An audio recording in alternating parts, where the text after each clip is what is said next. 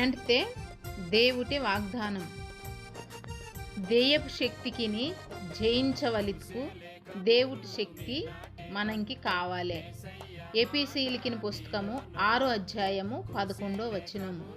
ఈ వచనత అర్థం బాతదిత్కు బెలాంటి శాతబడి శక్తి, మంత్రశక్తి, దెయ్యపు శక్తి ఆవరిసి మత్కన్నా మనను విడిపించవలిత్కు దేవుటి మాట, దేవుటి వాక్యము మనకి కావాలి.